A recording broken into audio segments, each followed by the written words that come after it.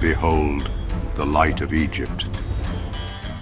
He beheld a figure, terrible and awe-inspiring.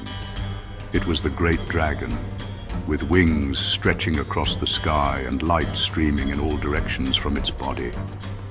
The great creature answered that it was Poimandres, the mind of the universe, the creative intelligence, and the absolute emperor of all.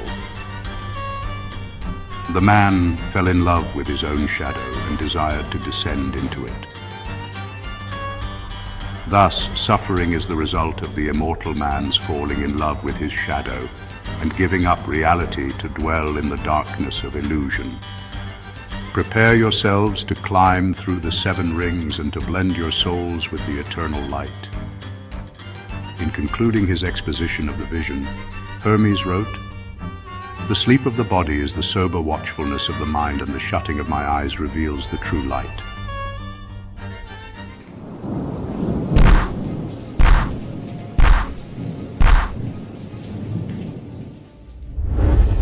Thank you for joining Wars of the Roses.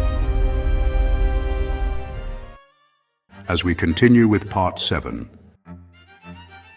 The Life and Writings of Thoth, Hermes Trismegistus, from the Secret Teachings of All Ages by Manly Palmer Hall. The Life and Writings of Thoth, Hermes Trismegistus. Thunder rolled, lightning flashed. The veil of the temple was rent from top to bottom. The venerable initiator, in his robes of blue and gold, slowly raised his jeweled wand and pointed with it into the darkness, revealed by the tearing of the silken curtain. Behold, the light of Egypt. The candidate, in his plain white robe, gazed into the utter blackness framed by the 2 great lotus-headed columns between which the veil had hung. As he watched, a luminous haze distributed itself throughout the atmosphere until the air was a mass of shining particles. The face of the neophyte was illumined by the soft glow. As he scanned the shimmering cloud for some tangible object, the initiator spoke again. "This light which ye behold is the secret luminance of the mysteries. Whence it comes none knoweth, save the master of the light. Behold him." Suddenly, through the gleaming mist, a figure appeared, surrounded by a flickering greenish sheen. The initiator lowered his wand and, bowing his head, placed one hand edgewise against his breast in humble salutation. The neophyte stepped back in awe, partly blinded by the glory of the revealed figure. Gaining courage, the youth gazed again at the Divine One. The form before him was considerably larger than that of a mortal man. The body seemed partly transparent so that the heart and brain could be seen pulsating and radiant. As the candidate watched, the heart changed into an ibis, and the brain into a flashing emerald. In its hand, this mysterious being bore a winged rod entwined with serpents. The aged initiator, raising his wand, cried out in a loud voice, "All hail thee, Thoth Hermes Thrice-Greatest! All hail thee, Prince of Men! All hail thee who standeth upon the head of Typhon!" At the same instant, a lurid, writhing dragon appeared, a hideous monster, part serpent, part crocodile, and part hog. From its mouth and nostrils poured sheets of flame, and horrible sounds echoed through the vaulted chambers.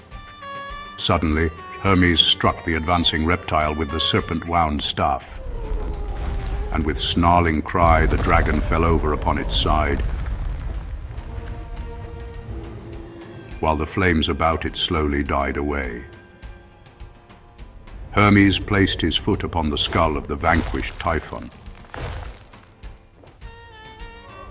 The next instant, with a blaze of unbearable glory that sent the neophyte staggering backward against a pillar, the immortal Hermes, followed by streamers of greenish mist, passed through the chamber and faded into nothingness. Suppositions concerning the identity of Hermes. Iamblichus averred that Hermes was the author of 20,000 books. Manetho increased the number to more than 36,000, see James Gardner. Figures which make it evident that a solitary individual, even though he be overshadowed by divine prerogative, could scarcely have accomplished such a monumental labor. Among the arts and sciences which it is affirmed Hermes revealed to mankind were medicine, chemistry, law, art, astrology, music, rhetoric, magic, philosophy, geography, mathematics, especially geometry, anatomy, and oratory. Orpheus was similarly acclaimed by the Greeks. In his Biographia Antiqua, Francis Barrett says of Hermes, "If God ever appeared in man, he appeared in him, as is evident both from his books and his Pymander, in which works he has communicated the sum of the abyss and the divine knowledge to all posterity, by which he has demonstrated himself to have been not only an inspired divine but also a deep philosopher, obtaining his wisdom from God and heavenly things, and not from man. His transcendent learning caused Hermes to be identified with many of the early sages and prophets. In his ancient mythology, Bryant writes, "I have mentioned that Cadmus was the same as the Egyptian Thoth, and it is manifest from his being Hermes, and from the invention of letters being attributed to him."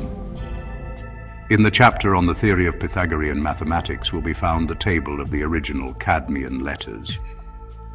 Investigators believe that it was Hermes who was known to the Jews as Enoch, called by Kenealy the second messenger of God. Hermes was accepted into the mythology of the Greeks, later becoming the Mercury of the Latins. He was revered through the form of the planet Mercury because this body is nearest to the sun. Hermes of all creatures was nearest to God and became known as the messenger of the gods.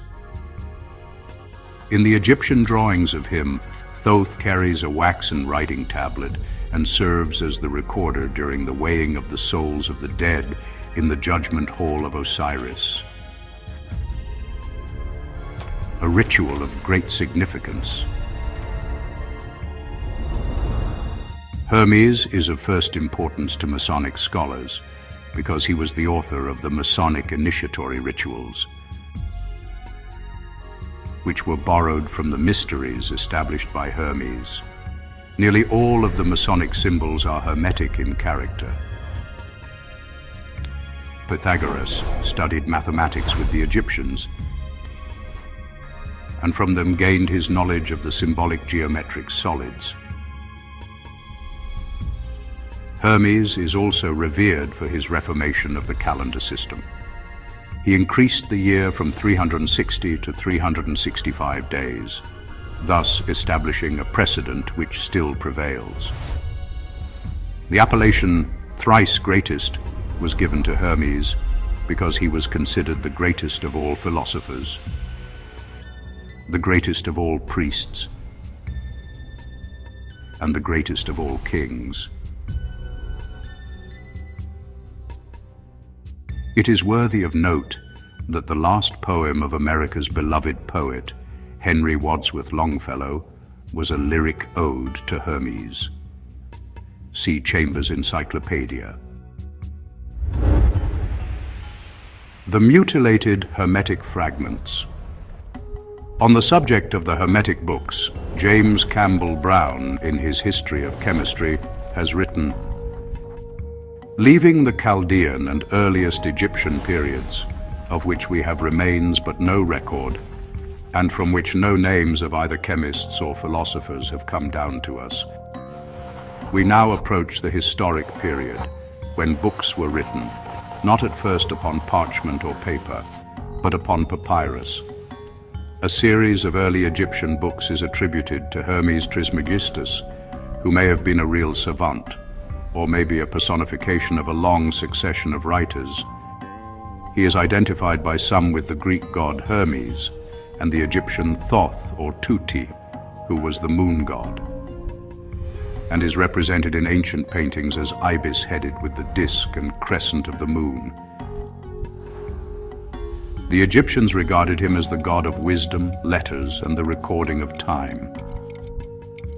It is in consequence of the great respect entertained for Hermes by the old alchemists that chemical writings were called hermetic, and that the phrase hermetically sealed is still in use to designate the closing of a glass vessel by fusion, after the manner of chemical manipulators. We find the same root in the Hermetic medicines of Paracelsus and the Hermetic Freemasonry of the Middle Ages. Among the fragmentary writings believed to have come from the stylus of Hermes are two famous works. The first is the Emerald Table, and the second is the Divine Pymander, or, as it is more commonly called, the Shepherd of Men, a discussion of which follows. One outstanding point in connection with Hermes is that he was one of the few philosopher priests of pagandom upon whom the early Christians did not vent their spleen. Some church fathers went so far as to declare that Hermes exhibited many symptoms of intelligence, and that if he had only been born in a more enlightened age, so that he might have benefited by their instructions, he would have been a really great man. In his Stromata, Clement of Alexandria, one of the few chroniclers of pagan lore whose writings have been preserved to this age, gives practically all the information that is known concerning the original 42 books of Hermes, and the importance with which these books were regarded by both the temporal and spiritual powers of Egypt. Clement describes one of their ceremonial processions as follows. For the Egyptians pursue a philosophy of their own. This is principally shown by their sacred ceremonial. For first advances the singer, bearing some one of the symbols of music. For they say that he must learn two of the books of Hermes, the one of which contains the hymns of the gods, the second, the regulations for the king's life. And after the singer advances the astrologer, with a horologe in his hand, and a palm, the symbols of astrology. He must have the astrological books of Hermes, which are 4 in number, always in his mouth. Of these, one is about the order of the fixed stars that are visible, and another about the conjunctions and luminous appearances of the sun and moon, and the rest respecting their risings. Next in order advances the sacred scribe, with wings on his head, and in his hand a book and rule, in which were writing ink and the reed with which they write. And he must be acquainted with what are called hieroglyphics, and know about cosmography and geography, the position of the sun and moon, and about the 5 planets. Also the description of Egypt and the chart of the Nile, and the description of the equipment of the priests and of the place consecrated to them, and about the measures and the things in use in the sacred rites. Then the stolekeeper follows those previously mentioned, with the cubit of justice and the cup for libations. He is acquainted with all points called pedutic, relating to training, and moschophaltic, sacrificial. There are also 10 books which relate to the honor paid by them to their gods, and containing the Egyptian worship, as that relating to sacrifices, first fruits, hymns, prayers, processions, festivals, and the like. And behind all walks the prophet, with the water vase carried openly in his arms, who is followed by those who carry the issue of loaves. He, as being the governor of the temple, learns the 10 books called hieratic, and they contain all about the laws and the gods and the whole of the training of the priests. For the prophet is, among the Egyptians, also over the distribution of the revenues. There are then 42 books of Hermes indispensably necessary, of which the 36 containing the whole philosophy of the Egyptians are learned by the forementioned personages, and the other 6, which are medical, by the pastophoroi, image-bearers, treating of the structure of the body and of disease, and instruments and medicines, and about the eyes, and the last about women. One of the greatest tragedies of the philosophic world was the loss of nearly all of the 42 books of Hermes mentioned in the foregoing. These books disappeared during the burning of Alexandria. For the Romans, and later the Christians, realized that until these books were eliminated, they could never bring the Egyptians into subjection. The volumes which escaped the fire were buried in the desert, and their location is now known to only a few initiates of the secret schools. Hermes Mercurius Trismegistus. From Historia Deorum Fatidicorum. Master of all arts and sciences, perfect in all crafts. Ruler of the 3 worlds, scribe of the gods, and keeper of the books of life. Thoth Hermes Trismegistus, the 3 times greatest, the first intelligencer, was regarded by the ancient Egyptians as the embodiment of the universal mind. While in all probability there actually existed a great sage and educator by the name of Hermes, it is impossible to extricate the historical man from the mass of legendary accounts which attempt to identify him with the cosmic principle of thought.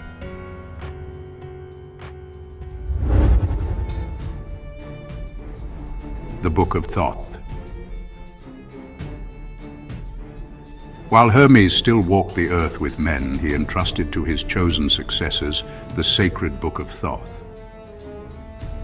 This work contained the secret processes by which the regeneration of humanity was to be accomplished,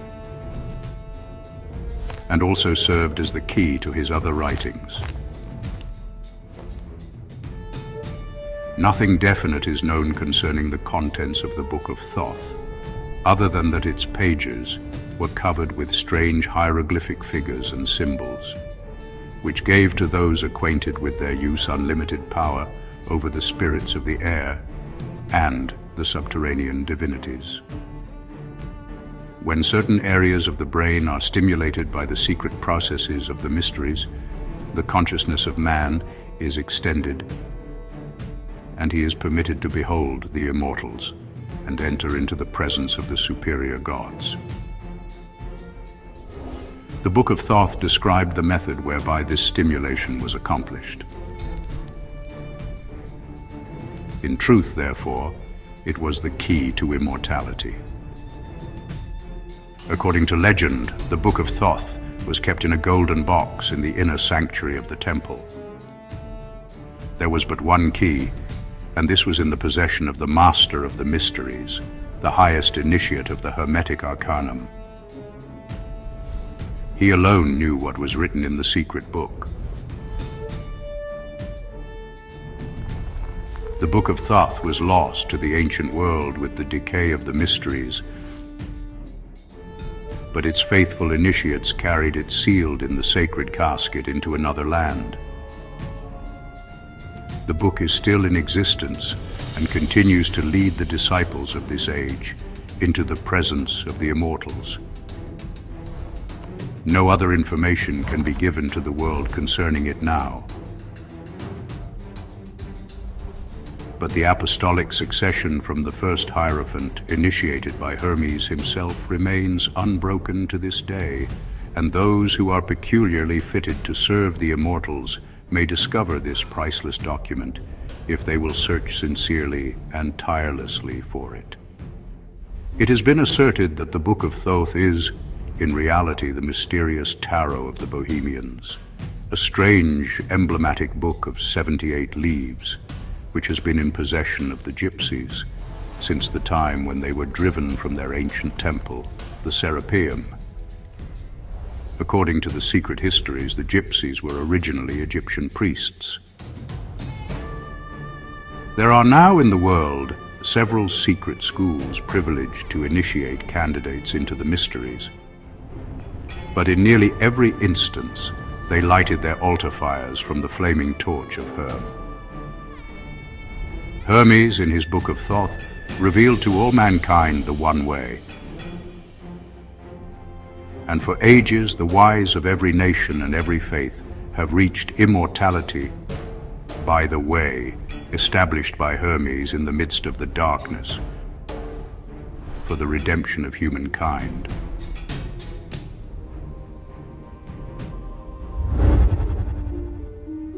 Poimandres, the vision of Hermes. The divine Pymander of Hermes.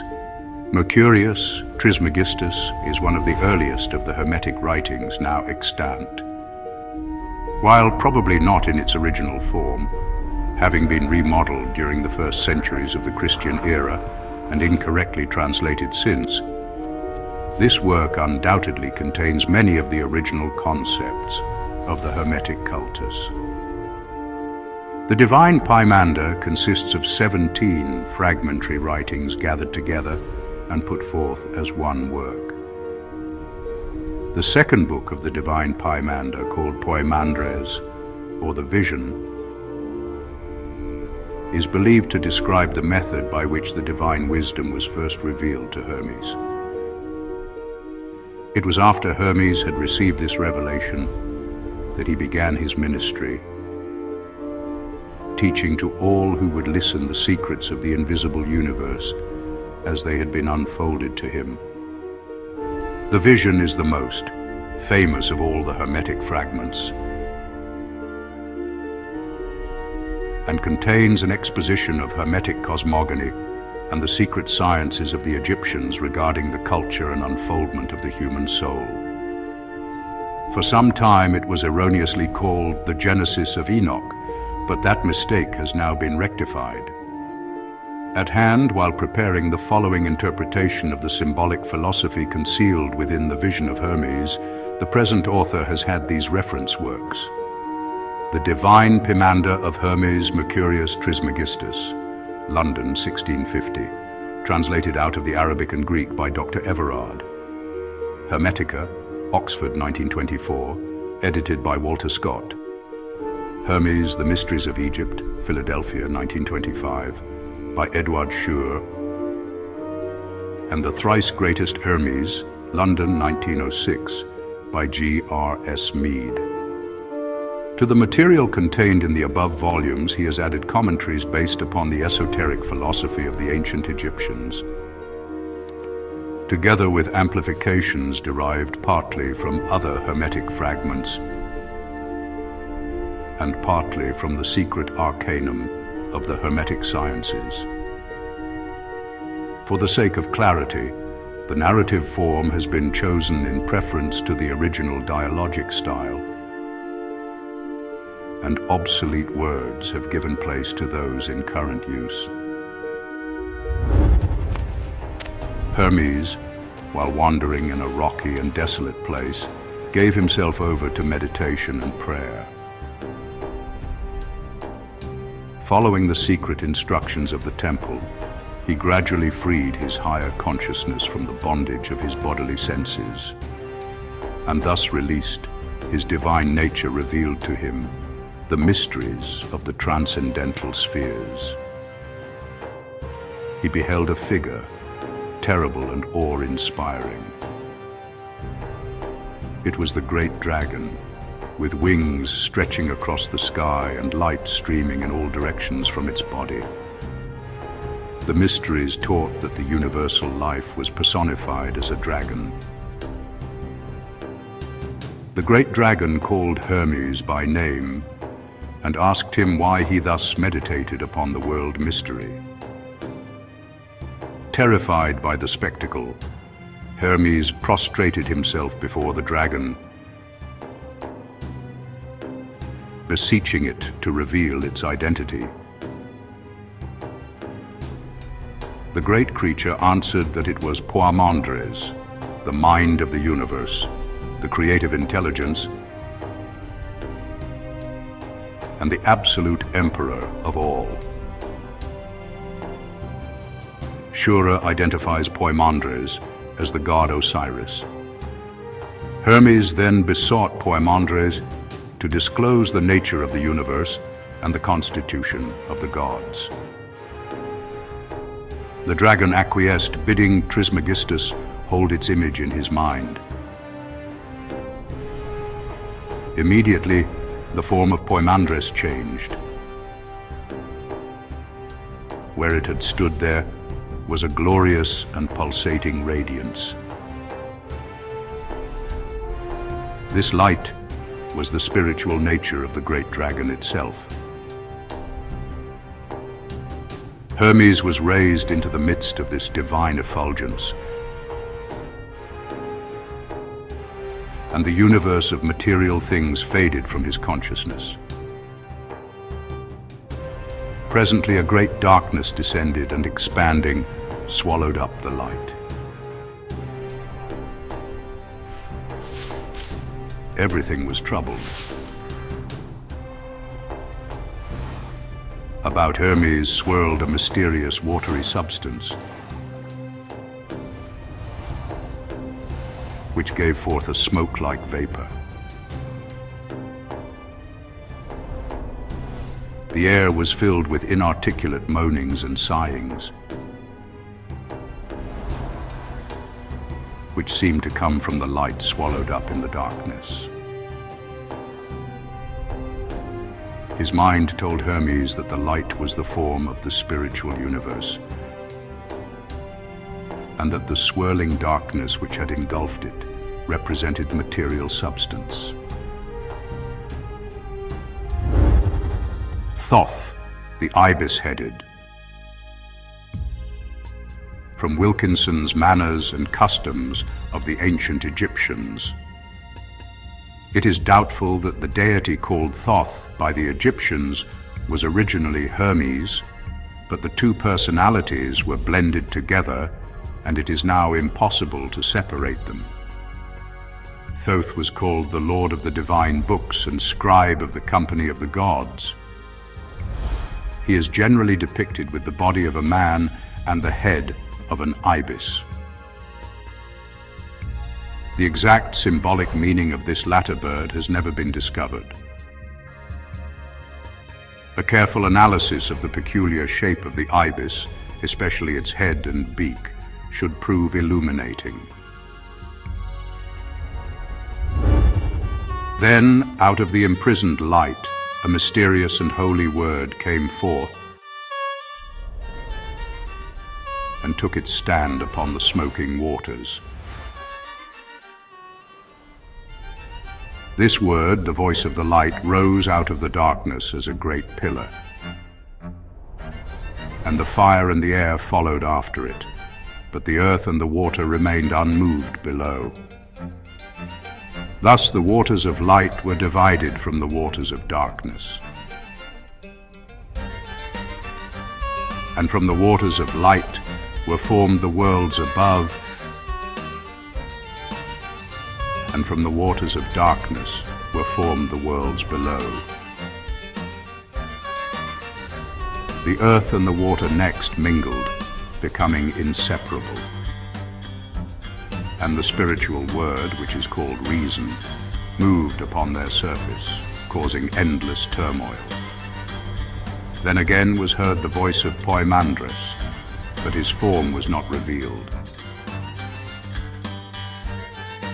I, thy God, am the light, and the mind which were before substance was divided from spirit, and darkness from light.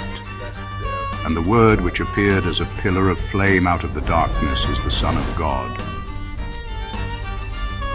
born of the mystery of the mind. The name of that word is reason. Reason is the offspring of thought, and reason shall divide the light from the darkness, and establish truth in the midst of the waters. Understand, O Hermes, and meditate deeply upon the mystery. That which in you sees and hears is not of the earth, but is the Word of God incarnate. So it is said that divine light dwells in the midst of mortal darkness, and ignorance cannot divide them. The union of the Word and the mind produces that mystery, which is called life. As the darkness without you is divided against itself, so the darkness within you is likewise divided. The light and the fire which rise are the divine man, ascending in the path of the Word. And that which fails to ascend is the mortal man, which may not partake of immortality. Learn deeply of the mind and its mystery, for therein lies the secret of immortality. The dragon again revealed its form to Hermes, and for a long time the two looked steadfastly one upon the other, eye to eye, so that Hermes trembled before the gaze of Poimandres.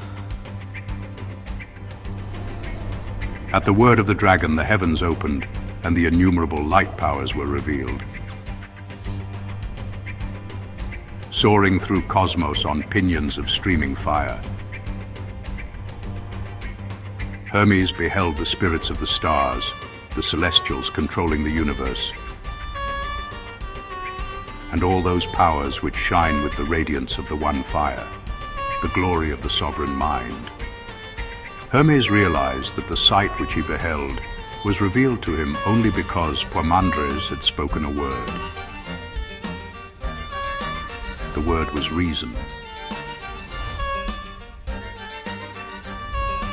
And by the reason of the word, invisible, things were made manifest.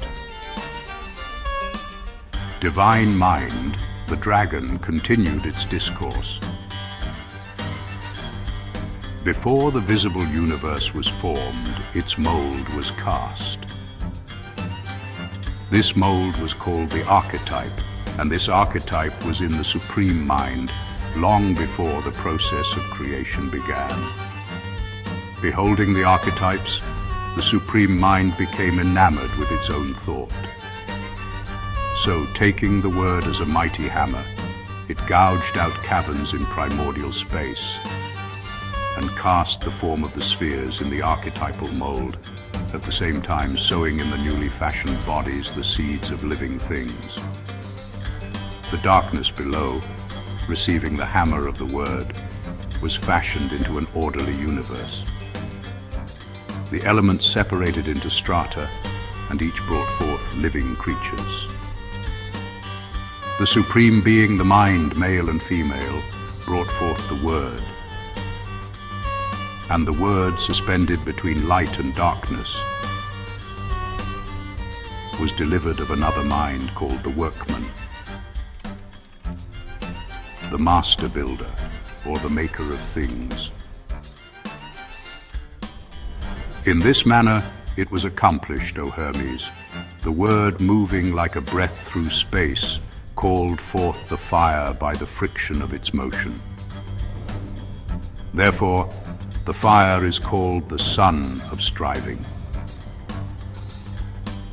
The Workman passed as a whirlwind through the universe, causing the substances to vibrate and glow with its friction.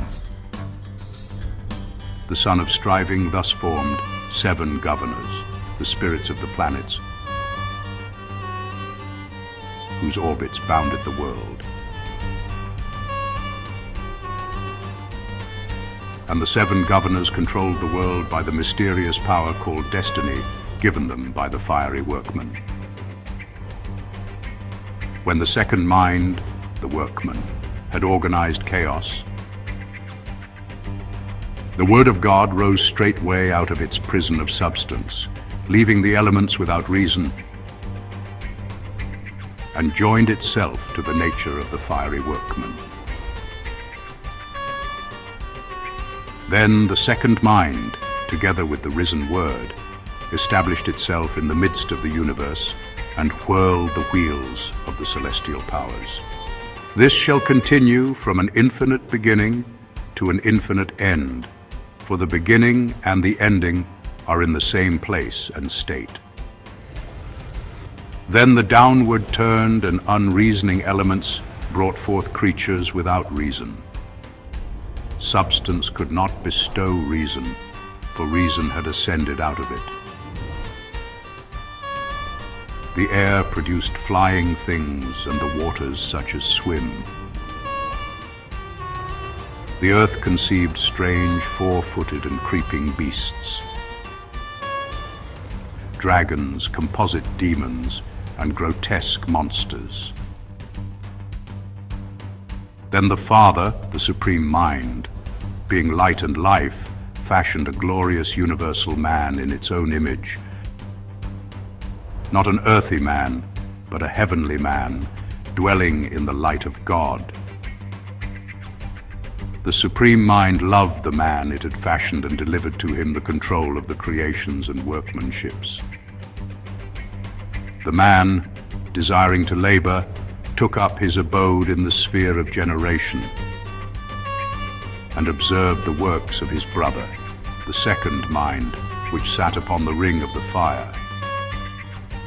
And having beheld the achievements of the fiery Workman, he willed also to make things, and his father gave permission. The 7 governors, of whose powers he partook, rejoiced, and each gave the man a share of its own nature.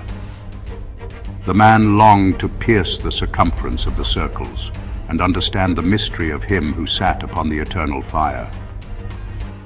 Having already all power, he stooped down and peeped through the 7 harmonies, and breaking through the strength of the circles,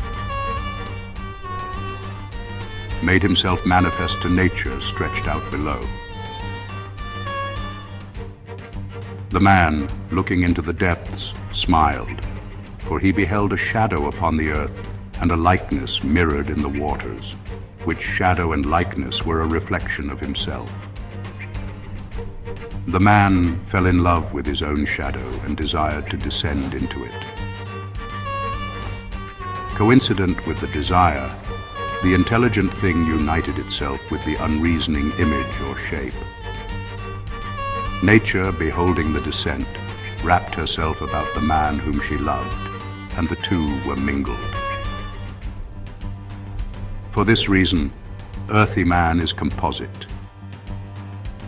Within him is the sky man, immortal and beautiful. Without is nature, mortal and destructible. Thus, suffering is the result of the immortal man's falling in love with his shadow and giving up reality to dwell in the darkness of illusion. For being immortal, man has the power of the 7 governors, also the life, the light, and the word. But being mortal, he is controlled by the rings of the governors, fate or destiny. Of the immortal man it should be said that he is hermaphrodite, or male and female, and eternally watchful. He neither slumbers nor sleeps, and is governed by a father also, both male and female, and ever watchful.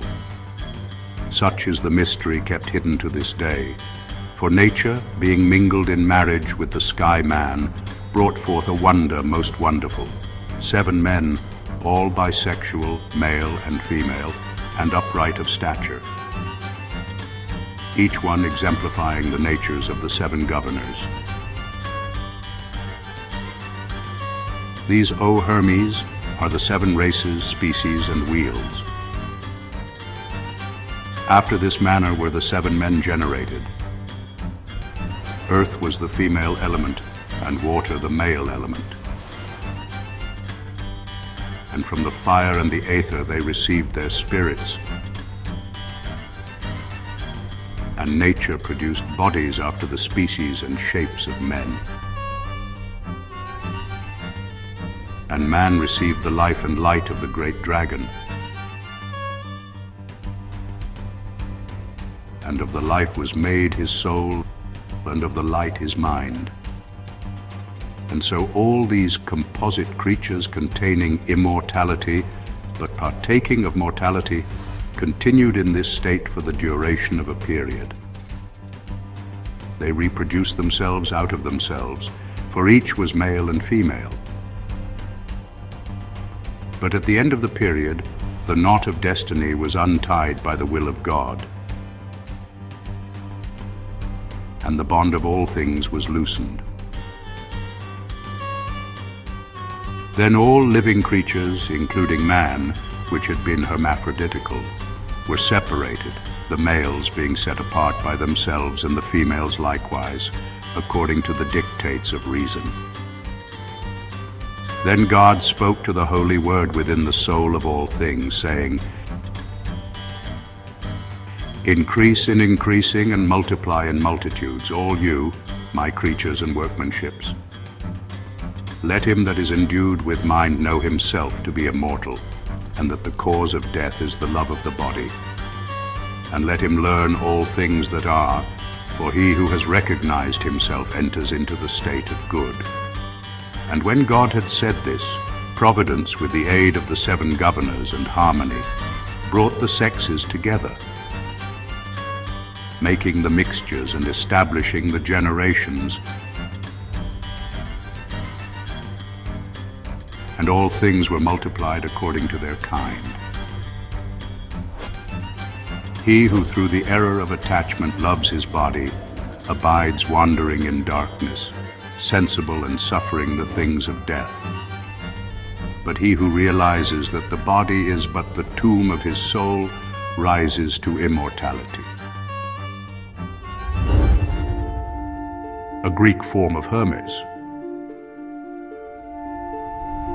From Bryant's mythology. The name Hermes is derived from Herm, a form of Chiram, the personified universal life principle, generally represented by fire. The Scandinavians worshipped Hermes under the name of Odin, the Teutons as Wotan, and certain of the Oriental peoples as Buddha or Fo. There are 2 theories concerning his demise. The first declares that Hermes was translated like Enoch and carried without death into the presence of God. The second states that he was buried in the valley of Ebron, and a great treasure placed in his tomb, not a treasure of gold, but of books and sacred learning. The Egyptians likened humanity to a flock of sheep. The supreme and inconceivable Father was the shepherd, and Hermes was the shepherd dog. The origin of the shepherd's crook in religious symbolism may be traced to the Egyptian rituals. The 3 scepters of Egypt include the shepherd's crook, symbolizing that by virtue of the power reposing in that symbolic staff, the initiated pharaohs guided the destiny of their people. Then Hermes desired to know why men should be deprived of immortality for the sin of ignorance alone. The great dragon answered, "To the ignorant the body is supreme, and they are incapable of realizing the immortality that is within them. Knowing only the body which is subject to death, they believe in death because they worship that substance which is the cause and reality of death."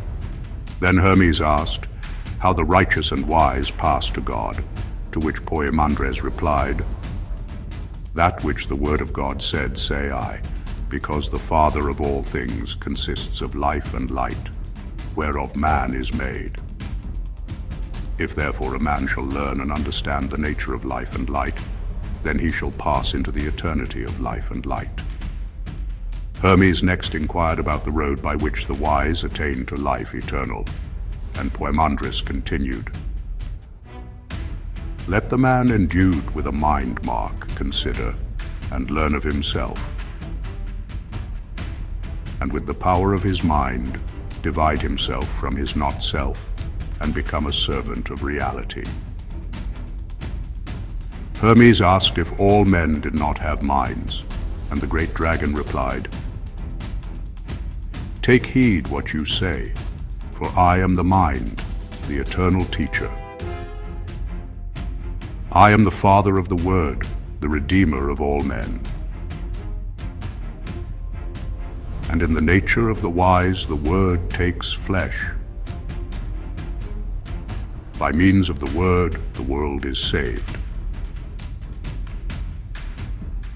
I, Thoth, the father of the word, the mind, come only unto men that are holy and good, pure and merciful, and that live piously and religiously. And my presence is an inspiration and a help to them. For when I come, they immediately know all things and adore the universal Father.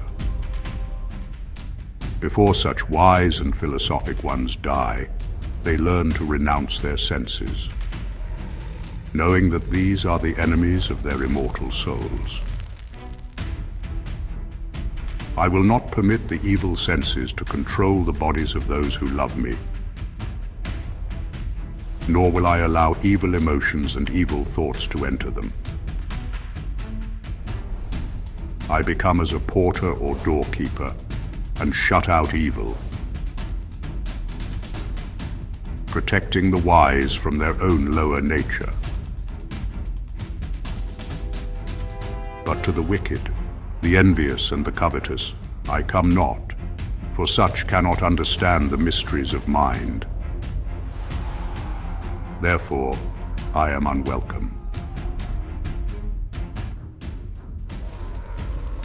I leave them to the avenging demon that they are making in their own souls.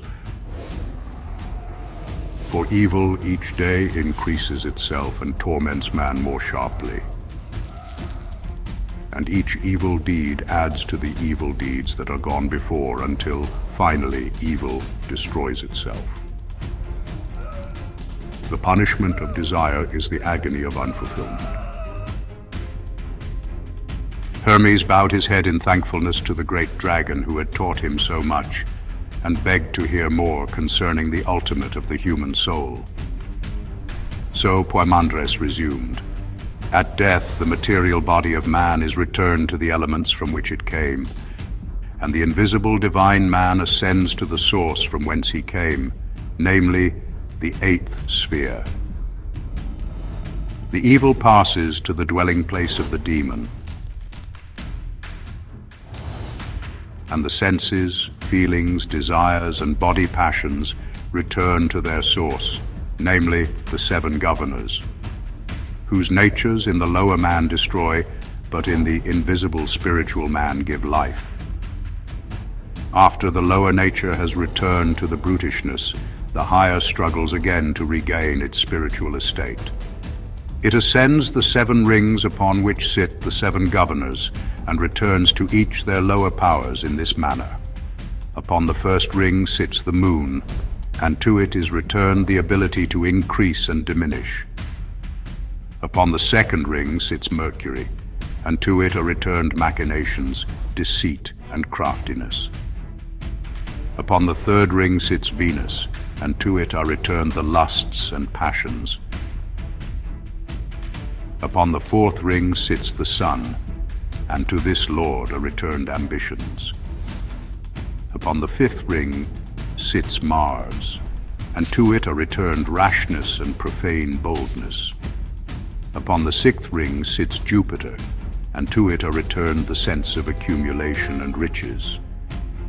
And upon the seventh ring sits Saturn at the gate of chaos, and to it are returned falsehood and evil plotting. Then, being naked of all the accumulations of the 7 rings, the soul comes to the 8th sphere, namely, the ring of the fixed stars. Here, freed of all illusion, it dwells in the light and sings praises to the Father in a voice which only the pure of spirit may understand. Behold, O Hermes, there is a great mystery in the 8th sphere. For the Milky Way is the seed ground of souls, and from it they drop into the rings, and to the Milky Way they return again from the wheels of Saturn. But some cannot climb the 7-runged ladder of the rings. So they wander in darkness below and are swept into eternity with the illusion of sense and earthiness. The path to immortality is hard, and only a few find it. The rest await the great day when the wheels of the universe shall be stopped and the immortal sparks shall escape from the sheaths of substance. Woe unto those who wait, for they must return again, unconscious and unknowing, to the seed ground of stars and await a new beginning. Those who are saved by the light of the mystery which I have revealed unto you, O Hermes, and which I now bid you to establish among men, shall return again to the Father who dwelleth in the white light, and shall deliver themselves up to the light, and shall be absorbed into the light. And in the light they shall become powers in God. This is the way of good, and is revealed only to them that have wisdom. Blessed art thou, O Son of Light, to whom of all men I, Poimandres, the light of the world, have revealed myself. I order you to go forth to become as a guide to those who wander in darkness, that all men within whom dwells the spirit of my mind, the universal mind, may be saved by my mind in you, which shall call forth my mind in them. Establish my mysteries, and they shall not fail from the earth. For I am the mind of the mysteries, and until mind fails, which is never, my mysteries cannot fail. With these parting words, Poimandres, radiant with celestial light, vanished, mingling with the powers of the heavens. Raising his eyes unto the heavens, Hermes blessed the Father of all things, and consecrated his life to the service of the great light. Thus preached Hermes, O people of the earth, men born and made of the elements, but with the spirit of the divine man within you, rise from your sleep of ignorance. Be sober and thoughtful. Realize that your home is not in the earth, but in the light. Why have you delivered yourselves over unto death, having power to partake of immortality? Repent and change your minds. Depart from the dark light and forsake corruption forever. Prepare yourselves to climb through the 7 rings and to blend your souls with the eternal light. Some who heard mocked and scoffed and went their way, delivering themselves to the second death from which there is no salvation. But others, casting themselves before the feet of Hermes, besought him to teach them the way of life. He lifted them gently, receiving no approbation for himself, and staff in hand went forth teaching and guiding mankind, and showing them how they might be saved. In the worlds of men, Hermes sowed the seeds of wisdom and nourished the seeds with the immortal waters. And at last came the evening of his life. And as the brightness of the light of earth was beginning to go down, Hermes commanded his disciples to preserve his doctrines inviolate throughout all ages. The vision of Poimandres he committed to writing, that all men desiring immortality might therein find the way. In concluding his exposition of the vision, Hermes wrote, "The sleep of the body is the sober watchfulness of the mind, and the shutting of my eyes reveals the true light. My silence is filled with budding life and hope and is full of good. My words are the blossoms of fruit of the tree of my soul. For this is the faithful account of what I received from my true mind, that is Poimandres, the great dragon, the Lord of the Word, through whom I became inspired by God with the truth. Since that day my mind has been ever with me, and in my own soul it hath given birth to the Word. The Word is reason, and reason hath redeemed me. For which cause with all my soul and all my strength I give praise and blessing unto God the Father, the life and the light, and the eternal good. Holy is God, the Father of all things, the one who is before the first beginning. Holy is God, whose will is performed and accomplished by his own powers, which he hath given birth to out of himself. Holy is God, who has determined that he shall be known, and who is known by his own to whom he reveals himself. Holy art thou, who by thy word, reason, hast established all things. Holy art thou, of whom all nature is the image. Holy art thou, whom the inferior nature has not formed. Holy art thou, who art stronger than all powers. Holy art thou, who art greater than all excellency. Holy art thou, who art better than all praise. Accept these reasonable sacrifices from a pure soul and a heart stretched out unto thee. O thou unspeakable, unutterable, to be praised with silence, I beseech thee to look mercifully upon me, that I may not err from the knowledge of thee, and that I may enlighten those that are in ignorance, my brothers and thy sons. Therefore I believe thee, and bear witness unto thee, and depart in peace and in trustfulness into thy light and life. Blessed art thou, O Father. The man thou hast fashioned would be sanctified with thee, as thou hast given him power to sanctify others with thy word and thy truth. The Vision of Hermes, like nearly all of the Hermetic writings, is an allegorical exposition of great philosophic and mystic truths, and its hidden meaning may be comprehended only by those who have been raised into the presence of the true mind. Thank you for watching, and please don't forget to share, like, subscribe, and comment. And if you can, please consider donating to Wars of the Roses. Links to PayPal and Patreon are in the description. Thank you so very much.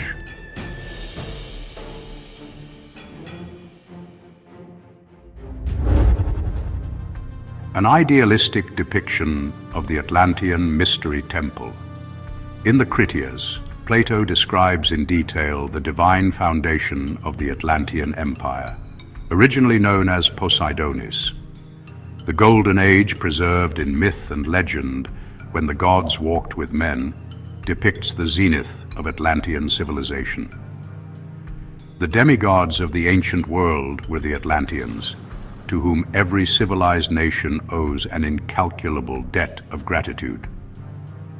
In the British Museum there is a remarkable document, known as the Troano manuscript, which was written over 3,500 years ago by the Mayas of Yucatan, containing an authentic account of the cataclysm which sank the continent of Atlantis. This priceless document contains the following statement according to the translation by Le Plongeon. In the year 6 Khan, on the 11th Mulak, in the month Zak, there occurred terrible earthquakes, which continued without interruption until the 13th Chuen. The country of the hills of mud, the land of Mu, was sacrificed. Being twice upheaved, it suddenly disappeared during one night, the basin being continually shaken by volcanic forces. Being confined, these caused the land to sink and to rise several times and in various places.